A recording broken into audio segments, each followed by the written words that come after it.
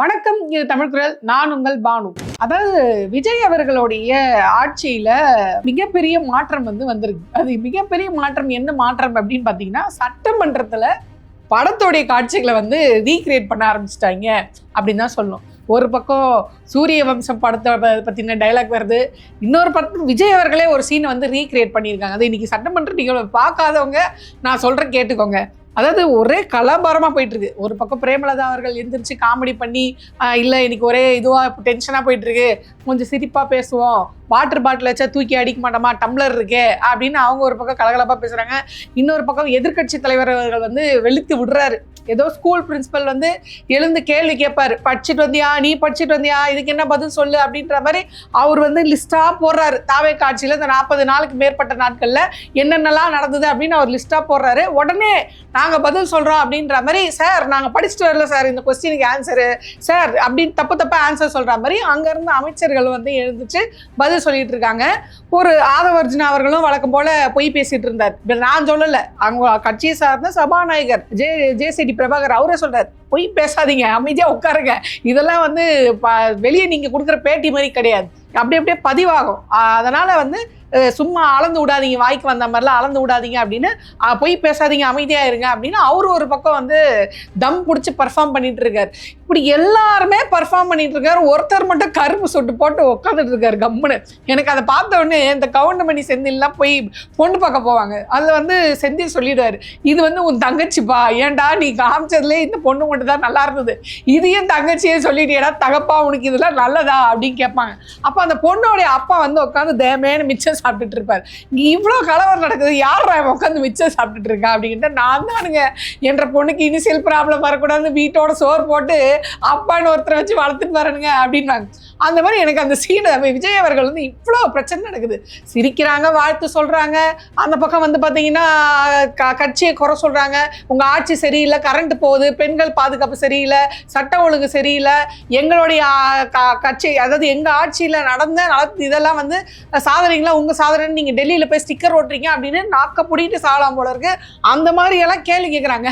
ஆனா ஒரு முதல்வர், என் வாழ்நாள இப்படி ஒரு முதல்வர் நான் பார்த்தது இல்லை. கலைஞர் அவர்கள் பேசின வீடியோ பார்த்துருக்கேன், அம்மையார் ஜெயலலிதா அவர்கள் எவ்வளோ டஃபாக ரிப்ளை கொடுத்துருப்பாங்க அதை பார்த்துருக்கேன், முதலமைச்சர் ஸ்டாலின் அவர்கள், முன்னாள் முதலமைச்சர் ஸ்டாலின் அவர்கள் பேசி பார்த்துருக்கேன், எடப்பாடியார் அவர்கள் பேசி கூட நான் பார்த்துருக்கேன்.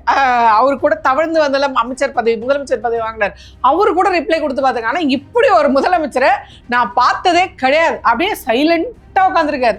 அப்ப எனக்கு என்னன்னா, அந்த காட்சியோட இந்த காட்சியை பொருத்தி பார்த்து இப்ப ஆதவர்ஜுனா என்ன சொல்லியிருப்பாரு, நான் தானுங்க எங்க கட்சிக்கு ஒரு தலைவர் வேணும்ன்றதுக்காக சோறு போட்டு வளர்த்துட்டு வரணுங்க அப்படின்ற மாதிரி, இந்த சட்டமன்றத்துக்கும் எனக்கும் எதுவுமே சம்பந்தம் இல்லை அப்படின்ற மாதிரி விஜய் அவர்கள் ஒரு மூலையில உட்காந்துட்டு இருந்தாரு. இது வல்லவா மாற்றம். சட்டமன்றத்துல இப்படி நாட்டாம படத்தோடைய காமெடி சீனை ரீக்ரியேட் பண்ணிட்டு இருந்தாரு விஜய் அவர்கள். ஸோ நடிக்கிறத விட்டுட்டாரு, இங்க சீன்ல ரீக்ரியேட் பண்ணிட்டு இருக்காரு அப்படின்னு சொன்னோம். இதுக்கப்புறமா சூரிய கதை அதையும் நம்மளுடைய எதிர்கட்சி தலைவர் உதயநிதி அவர்கள் கேட்டார். அதாவதுங்க, இந்த மாதிரி படங்கள் எல்லாம் பாத்தீங்கன்னா ஒரே பாட்டுல ஓஹோன்னு வளர்ந்து பஸ் கம்பெனி முதலாளி ஆயிடுவாங்க. அந்த மாதிரி பாத்தீங்கன்னா விஜய் அவர்கள் ஆட்சி பொறுப்பேற்றுட்டு 30 நாள்ல டெல்லியில போய் நிதி ஆயோக் கூட்டத்துல பெண்கள் இவ்வளவு தொழில் முனைவோர்கள் இருக்காங்க, இந்தியாவில நம்பர் 1 இடத்துல பெண்கள் இருக்கிற மாநிலம் தமிழ்நாடு, நான் $1.5 trillion நான் தமிழ்நாடு வளர்த்து காட்டுவேன் அப்படின்னு நாங்க ஆஹா ஓஹோன்னு தமிழ்நாடை பத்தி பெருமையா பேசுனீங்களே, இதெல்லாம் 30 நாள்ல நீங்க பண்ண சாதனையா அப்படின்னு கேட்டார். அப்போ நீ இது சூரிய வம்சம் படத்துல வராமதியா, ஒரே 30 நாள்ல தமிழ்நாடு இந்தியாவிலே முதல் இதுவா இத்தனை விஷயத்துல கொண்டு நிறுத்ததுக்கு நீங்க தான் காரணமா, அது எப்படி வெக்கமே இல்லாம ஸ்டிக்கர் ஒட்டுறீங்க அப்படின்னு ஒரு கேள்வி கேட்டாரு. இதுக்கு எல்லாம் அண்ணன் பதில் சொல்வாரா? அதாவது ஒரு விஷயம் சொன்னாங்க சட்டமன்றத்துல, 12 மணிக்கு அவருக்கு நான் மைக்கு கொடுத்தாகணும் அப்படின்னு சபாநாயகர் பேசுறாரு. ஏன் கரெக்டா 12 மணிக்கு உதயநிதி அவர்களுக்கு பேசுறதுக்கான வாய்ப்பு கொடுக்குறாங்க அப்படின்னு யோசிச்சா அதில் தான் தெரியுது. 12 மணிக்குள்ள எப்படி இவங்களாம் பேசி முடிக்கிறதுக்குள்ள மணி ஆயிடும், அதுக்கப்புறம் லஞ்ச் பிரேக்கு, அவ்வளோதான் முடிஞ்சிருச்சு அப்படின்னு சொல்லிட்டாங்கன்னா, வீட்டுக்கு போய் பொறுமையா உட்காந்து ப்ரிப்பேர் பண்ணி அவங்க உதயநிதி அவர்கள் என்னென்னலாம் கேள்வி கேட்டாரோ அந்த கேள்விக்கெல்லாம் நம்மளோட அட்மின் கிட்ட சொல்லி ஆன்சர் எழுதி நாளைக்கு கொண்டு வரல. இந்த ஸ்கூல்லலாம் ஹோம்ஒர்க் கொடுப்பாங்க, பசங்களா இம்பார்ட்டன்ட் கொஸ்டின்ஸ்லாம் கொடுத்துட்டேன், இதெல்லாம் டெஸ்ட்டில் கேட்பாங்க, இதெல்லாம் படிச்சுட்டு வரணும், படிச்சுட்டு வந்து நாளைக்கு ஒப்பிக்கணும், டெஸ்ட்டு வைப்பேன், நான் பதில் சொல்லலை முட்டி குட்டி அடிப்பேன் அப்படின்னு நான் படிக்கும் போது எங்கள் வாத்தியார் சொல்லுவார். ஸோ அந்த மாதிரி இன்னைக்கு உதயநிதி அவர்கள் வந்து இந்தந்த பிரச்சனைலாம் போயிட்டு இருக்கு, இதுக்கெல்லாம் நீங்கள் பதில் சொல்லணும் அப்படின்னு சொல்லிட்டு இப்போ இதில் தான் நீ எஸ்கேப் ஆக முடியாது, நீ பதில் சொல்லி தான் அவனோட ஒரு இன்ட்டு இங்கே வெஸ்டர், நான் இந்த கேள்வி கேட்குறேன், இந்த கேள்விக்கெல்லாம் உங்களோட பதில் இல்லை, நீங்கள் பதில் சொல்லி தான் ஆகணும் அப்படின்ற மாதிரி அந்த பதிலையும் டைம் வேற கொடுத்து அனுப்பிச்சிருக்காரு. போங்க போய் அவசரம்லாம் ஒன்றும் இல்லை, போய் வீட்டில் போய் உட்காந்து பொறுமையாக தேடி எதுக்கு எந்த மாதிரி பதில் சொல்ல முடியும், அதுவும் பஞ்ச டைலாக்லாம் போட்டு ஒரு மசாலாவாக கலந்து எவ்வளோ ஸ்ட்ராங்காக பதில் சொல்ல முடியும் உங்கள் அட்மின் கிட்டேயோ இல்லை வேறு யாருக்கிட்டே கேட்குறீங்களோ கேட்டு உருப்படியாக ஒரு பதில் ரெடி பண்ணிட்டு வாங்க. பாடமும் எடுத்து உங்கள் ஆட்சியில் எல்லாம் நடந்திருக்குன்னு அதுக்கு இதில் ஹைலைட்டே என்ன தெரியுன்னா, உங்கள் ஆட்சியில் இந்த மாதிரி பெண்களுக்கு ரொம்ப மோசமாக பாலியல் ரீதியான பிரச்சனைகள், அதாவது குற்றங்கள் அதிகரிச்சிருக்கு அப்படின்னு அவர் வந்து பேசுகிறாரு. அந்த குற்றங்களில் அதிகப்படியாக தாவேகா கட்சி, அதாவது தமிழக வெற்றி கழக கட்சியோடைய நபர்கள், அதாவது உங்கள் நிர்வாகிகள், மாவட்டம் வட்டம் இந்த மாதிரி எம்எல்ஏக்கள் இவங்க தான் வந்து அதிகப்படியாக அதில் பேர் அடிப்படுது அப்படின்னு அவர் சொன்னார். அமைதியாக இருந்திருக்கலாமா? சபாநாயகர் சும்மா இல்லாமல் இல்லை அதெல்லாம் ஒத்துக்க முடியாது, நீங்கள் வந்து யார் எங்கே எப்போ எந்த இதுன்றது டீட்டெயிலோடு சொன்னால் தான் நான் ஏற்றுப்பேன், அப்படின்லாம் நான் ஏற்றுக்க மாட்டேன், நீங்கள் பொத்தாம் பொதுவாக பேசுகிறீங்க அப்படின்னோடனே இவங்க என்ன நினச்சிட்டாங்க, நீ வந்து டீட்டெயிலை சொல்லப்பா, எங்கே நடந்து நீ சொல்லுப்பா அப்படின்னு சொன்னால் பொதுவாக வந்து எல்லாருமே ஜர்க்காவாங்க, ப்ரிப்பேர் பண்ணிட்டு வர மாட்டாங்க. இப்போ அப்படி சொன்ன உடனே உதயநிதி அவர்கள் பேக் அடிப்பாருன்னு நினச்சி இவர் சொன்னாரா என்னன்னு தெரியல. அவர் சொன்னோடனே அப்படியா வாண்டடா வந்து வண்டியில் ஏறியா, வா ராஜா உட்கார் அப்படின்னு சொல்லிட்டு அவர் லிஸ்ட்டு போடுறார். எங்கெங்க அந்த ஸ்ரீவைகுண்டத்தில் உங்களுடைய எம்எல்ஏ இருக்கார் பார்த்தீங்களா, அவர் ஆலந்தூரில் ஒரு நிர்வாகி, அப்புறம் சேலத்தில் மணிகண்டன் அவர்கள் 50க்கும் மேற்பட்ட பெண்களை மிரட்டி அவங்கள வீடியோ எடுத்து அவங்கள வந்து தப்பான தொழிலுக்கு தள்ளுறதுக்காக அவங்கள மிரட்டி ரொம்ப மோசமாக 8000க்கு மேற்பட்ட வீடியோக்கள்லாம் இருக்குது அப்படின்னு ரொம்ப பரபரப்பாக பேசப்பட்டது. அதாவது சேலத்தில் ஒரு பொள்ளாச்சி அப்படின்னு பரபரப்பாக பேசப்பட்டது. அது அப்படியே அமுக்கிட்டாங்க, என்ன ஆச்சுன்னே தெரியல, கைது அவ்வளோதான், என்ன ஆச்சு அதுக்கடுத்து என்ன நடவடிக்கை அப்படின்ற மாதிரி தெரியல. ஸோ இந்த மாதிரிலாம் ஒரு லிஸ்ட்டு போட ஆரம்பிச்சிட்டார், எந்த ஊர் எந்த பேர் எந்த சம்பவம் யார் நடத்தினது அவங்கவுங்க கட்சியில் என்னவா இருக்கிறாங்க அதில் யார் இந்த மேலிடம் அப்படின்ற ஒரு கொஸ்டினையும் அவர் வந்து வச்சிருக்காரு. இதெல்லாம் பார்க்கும்போது என்கிட்டயே வந்து டீட்டெயிலாக கேட்குவியா, வாண்டடா ஏன்டா போய் சிக்கிறீங்க அப்படின்ற மாதிரி தான் இருக்குது. ஆனால் இந்த வாட்டி சபாநாயகர் அவர்கள் வந்து பாராட்டி தான் ஆகணும். எனக்கே வந்து ஒரு நிமிஷத்தில் வந்து டவுட் ஆயிடுச்சு, என்ன சபாநாயகர் திடீர்னு இவ்வளோ நல்லவராக இருக்காரு, கரெக்டாக இந்த பக்கமாக அந்த பக்கம். ஒரு சில விஷயங்கள்ல என்ன அப்படின்னு பார்த்தீங்கன்னா, எதிர்கட்சி தலைவரை பேச சொல்கிறாரு, பேச சொல்லும்போது அந்த சைட்லேருந்து அவங்க பேசுகிறாங்க, ஏன்னா தாவேகா அமைச்சர்கள் வந்து அதுக்கு பதில் சொல்கிறேன் அப்படின்னு சொல்லிட்டு எந்திரிக்கிறாங்க, இவங்களும் பதில் சொல்கிறேன்னு இந்த பக்கம் திமுகவில் தான் எந்திரிக்கிறாங்க. இதுக்கு ஒரு பதில், அதாவது இவங்க ஒரு பதில் சொல்கிறாங்க, அதுக்கான விளக்க பதில் கொடுக்குறோன்னா இல்லை எதிர்கட்சி தலைவர் பேசுகிறோம் அந்த டைம் நான் வந்து வேறு யாருக்கும் தரமாட்டேன், இனிமேல் யாருமே இன்டரப்ட் பண்ணக்கூடாது அப்படின்றாரு. ஆனால் அவர்கள் பேசி கொண்டிருக்கும் போதே, எதிர்கட்சி தலைவர் உதயநிதி ஸ்டாலின் அவர்கள் பேசி கொண்டிருக்கும் போதே அந்த சைட்லேருந்து யாராவது இன்டரப்ட் பண்ணால் மட்டும் கொடுக்குறாரு, இந்த சைட்லேருந்து இன்டரப்ட் பண்ணால் இல்லை நான் பேசிட்டேன் அப்படின்றாரு. எனக்கு பிடிச்ச ஒரே 2 விஷயம் என்னன்னா, ஒன்று வாண்டடாக வண்டியில் இருந்தது, நீ டீட்டெயிலாக சொல்லுங்கள் அப்போ தான் நான் ஏற்றுப்பேன் அப்படின்னு சொன்னோடனே அவரும் டீட்டெயிலாக போட்டு பொழந்துட்டாரு உதயநிதி அவர்கள். 2வது என்ன அப்படின்னா, ஆதவர்ஜுனாவுடைய உண்மையான முகத்தை தோல் உரித்தார் அது அப்படின்றது தான். அதாவது என்னன்னா, வெளியே பொய்யா பேட்டி கொடுப்பாரு இல்லையா, அதே பொய்யை கொண்டு வந்து சட்டமன்றத்திலே இவர் வந்து இன்னைக்கு பர்ஃபார்ம் பண்ணி காமிச்சிருக்காரு. அதாவது தமிழ்த்தாய் வாழ்த்து கடந்த 3 ஆண்டுகளாக பாடப்படவில்லை அப்படின்னு ஒரு பொய்யை போட்டு உடைச்ச உடனே இவர் வந்து சபாநாயகர் வருது, இல்ல அது பொய் தம்பி, அதெல்லாம் பாடி இருக்கு அப்படின்னு ரொம்ப ஸ்ட்ராங்கா வந்து அவர் சொல்லியிருக்காரு. ஐயோ தொக்கா மாட்டிட்டோமே, நம்ம சபாநாயகர் தானே, நம்ம என்ன பேசினாலும் அமைதியா இருப்போம்னு நினைச்சா இப்படி சொல்லிட்டாரு அப்படின்னு. இப்போ சட்டமன்றத்தில் வந்து நீங்கள் பொய் பேசுனீங்கன்னா அதை வந்து நம்ம இது பண்ண முடியாது, ஏற்றுக்க முடியாது, எதுக்குமே ஆதாரம் வேணும். சபாநாயகர் சொல்கிறது உண்மைதான், ஆதாரம் இருந்தால் மட்டும்தான் அதை நீங்கள் சட்டமன்றத்தில் வந்து பேச முடியும், அடிச்சு விடக்கூடாது. இது இப்போ சபாநாயகரே மறுத்து பேசினோடனே ஆதவர்ஜுனாக்கு ஒரே அசிங்கமாக போயிடுச்சு, என்ன பண்ணுறதுனே தெரியாமல் இல்லை ஆளுநர் முன்னாடி பாடலை அப்படின்னு ஒரு மழுப்பிட்டார். நீங்கள் ரொம்ப சரியாக, அதாவது சட்டமன்றத்தோடைய தொடக்கத்திலேருந்தே என்ன அப்படி பார்த்தீங்க, ஆளுநர் ரொம்ப சந்தோஷம், ஆளுநர் அவர்கள் ரொம்ப சந்தோஷமாக இருக்காரு, ஏன் இப்போ ஆளுநர் ரொம்ப சந்தோஷமாக இருக்காரு அப்படின்னா, அவருக்கு அவங்க சாதிச்சிட்டாங்க. அவங்க ஆளுநர், கடந்த ஆளுநர் இருக்காரு பார்த்தீங்களா, முன்னாள் ஆளுநர் RN ரவி, அவர் இங்கே என்ன செய்யணும்னு நினச்சாரோ அவர் செஞ்சுட்டாரோ, அதை விட இதுவாகவே நீங்கள் செஞ்சு கொடுத்துட்டீங்க. அதாவது எள்ளுனா என்னையா வந்து நிற்கிறான் அப்படின்னு சொல்லுவாங்க இந்த ஊர் பக்கம்லாம், அந்த மாதிரி அவராவது ஆர்.என். ரவியாவது ஒரு வாட்டி தமிழ்த்தாய் வாழ்த்தோட சேர்த்து நீங்க வந்து தேசிய கீதம் முதல்ல போடணும் அப்படின்னு ஒரு வாட்டி கேட்டாரு. இது என்ன பிரமாதம், நான் உங்களுக்கு 2 தடவை போட்டு கொடுக்குறேன் பாருங்க அப்படின்னு சொல்லிட்டு இவங்க 2 தடவை போட்டுட்டு அதையும் வந்து பெருமையா பேசிக்கிறாங்க. உங்களுக்கு என்ன தமிழ்த்தாய் வாழ்த்து முதல் இடத்துல பாடணும், 2 இடத்துல நாங்க தேசிய கீதம் பாடியிருக்கோம் அப்படி, அது என்ன தப்பு, தேசிய கீதம் தானே. இதை கம்யூனிஸ்ட்ல இருக்கவங்களும் ஆதரிக்கிறாங்க. தேசிய கீதம் அப்படின்றது நம்மளுடைய தேசத்துடைய கீதம், அதை எத்தனை வேண்டாலும் பாடலாம்.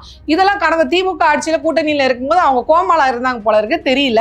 சரி, இருந்தாலும் வந்து இதை 2 வாட்டி பாடினேன், அதுல என்ன தப்பு அப்படின்னு கேட்கிறாரு. இதுக்கு எதிர்க்கட்சி தலைவர் அவர்கள் வந்து ரொம்ப தெளிவா கேட்கிறாரு. சரி, 2 வாட்டி பாடினீங்களா தேசிய கீதம், 2 வாட்டி பாடினீங்களா, ஏன் தமிழ்த்தாய் வாழ்த்தையும் 2 வாட்டி பாட வேண்டானே.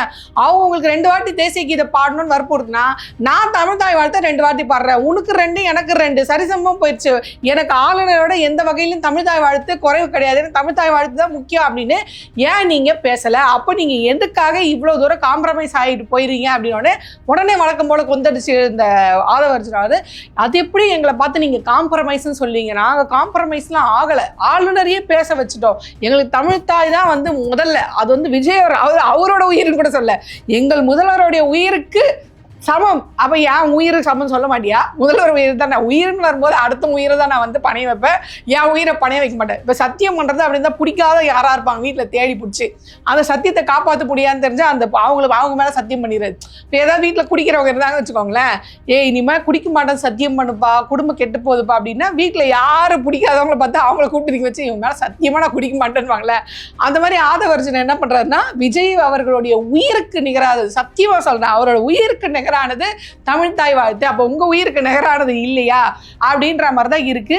இதுல இன்னொரு பெரிய காமெடி என்னன்னா, உதயநிதி அவர்கள் வந்து இந்த மாதிரி குதிரை பேரம் நடக்குது உங்க ஆட்சியில அப்படின்னு சொன்னோன்னே, ஐயோ அதெல்லாம் தப்பு, ஆதாரம் இல்லாம பேசக்கூடாது, அது எப்படி குதிரை பேரம் நீங்க சொல்வீங்க, குதிரை பேரெல்லாம் நடக்கல, நம்புங்க.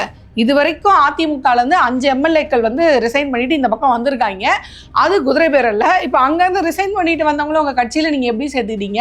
அதிமுக எடப்பாடி அவர்கள் வந்து சொல்லியிருக்காரு அதை ஏற்றுக்க கூடாதுன்னு, ஆனா சபாநாயகர் ஏற்றிருக்காரு.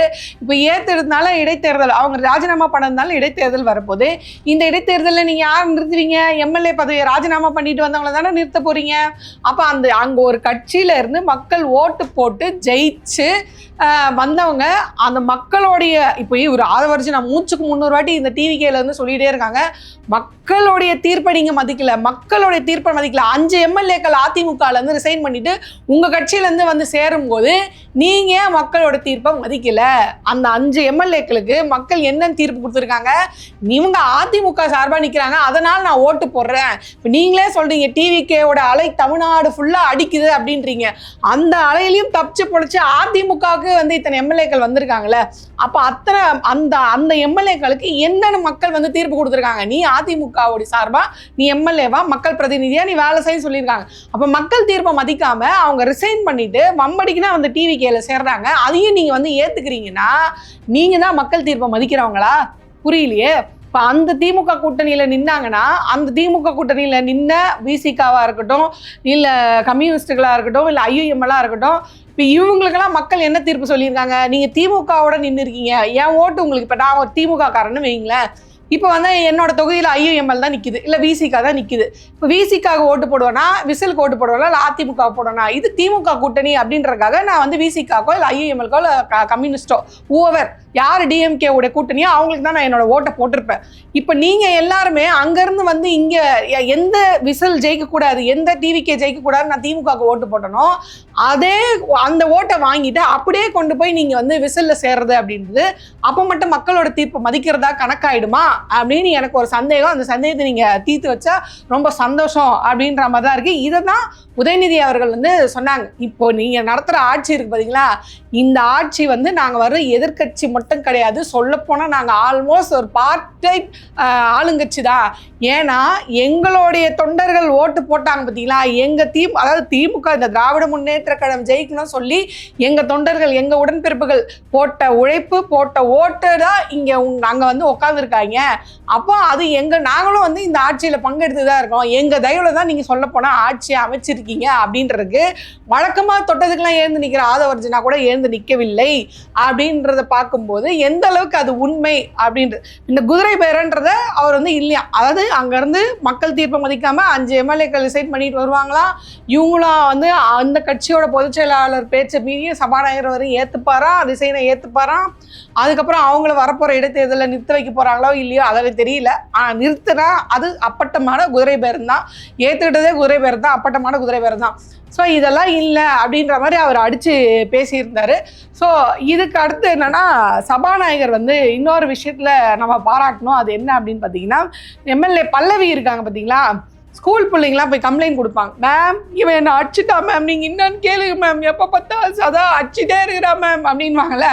அந்த மாதிரி இந்த எனக்கு வந்து மெழுகுவத்தி கொடுக்கல அப்படின்னு இந்த அம்மா கோச்சிட்டு வந்தாங்களே, கோச்சிட்டு வந்தவங்க நேராக என்ன பண்ணியிருக்காங்கன்னா போய் சபாநாயகர்கிட்ட கம்ப்ளைண்ட் கொடுத்துருக்காங்க. இப்போ இவங்களுடைய பிரின்சிபல் அவங்க தான். எப்படி விஜய் அவர்களை ரீச் பண்ண முடியாது, அவர்கிட்ட கம்ப்ளைண்ட் கொடுத்தாரு, அவர் படிக்க மாட்டார், அப்படியே தான் உட்காந்துட்டு இருப்பாரு. ஸோ அதனால சபாநாயகர் அவர்களுக்கு கொடுக்கலாம். ஏன்னா இன்னைக்கு கூட சட்டமன்றத்தில் பார்த்தீங்கன்னா அவர் சபாநாயகர்ன்றது எல்லாருக்கும் பொதுவானவர் தான், 2 கட்சி அந்த சட்டமன்றத்துக்கு பொதுவானவர் தான். ஆனால் தாவேகா கட்சியிலேருந்து ஒருத்தர் அதிகமாக பர்ஃபார்மன்ஸ் பண்ணியிருக்காரு அப்படின்னா அது சபாநாயகர் மட்டும் தான் பர்ஃபார்மன்ஸ் பண்ணியிருக்காரு அப்படின்னு தான் சொல்லணும். இன்னொருத்தர் ஆளே இல்லாத கடைக்கு டீ ஆத்தினார் லாஸ்ட்டாக, அது அப்புறமா சொல்கிறேன். இப்போது அந்த அளவுக்கு இருக்கிறதுனால சபாநாயகர்கிட்ட இந்த மேடம் என்ன பண்ணிட்டாங்க, எனக்கு மெழுகுவத்தி கொடுக்கல, நான் ஒரு மெழுகுவத்திக்கு லாய்க்கு இல்லையா ஏற்றுறதுக்கு, எனக்கு எப்படியாவது ஒரு பெரிய ஆளடி சைஸில் ஒரு அரடி சைஸ்லையாவது ஒரு மெழுகுவத்தி வாங்கி கொடுக்கணும், அது மேயர் பிரியா முன்னாடி நான் போய் ஏற்றி தான் ஆகணும் அப்படின்னு கம்ப்ளைண்ட் கொடுத்துருக்காங்க. இவர் வாங்கி பார்த்துருக்காரு. அது ப்ரோட்டோகால் தானம்மா, அந்த பொண்ணு கரெக்டாக செஞ்சுருக்கு, ஏமா இப்படி பண்ணுற, அதெல்லாம் தெரியாது, எனக்கு ஏதாவது செஞ்சு தான் ஆகணும்னு. சரி இந்த அம்மாவுக்கு சொல்லி புரிய வைக்க முடியாது அப்படின்ட்டு சட்டமன்றத்தில் இன்னைக்கு வந்து அவர் சொல்லியிருக்காரு, ப்ரோட்டோகால் என்னவோ அதை ஃபாலோ பண்ணுங்க, தேவையில்லாத வேலை பண்ணாதீங்க. ரொம்ப கிளியராக என்னென்னா, அது அன்னைக்கு அவங்க கூப்பிட்டது ஒரு மாநகராட்சியோடைய பள்ளி திறப்பு விழாக்கு.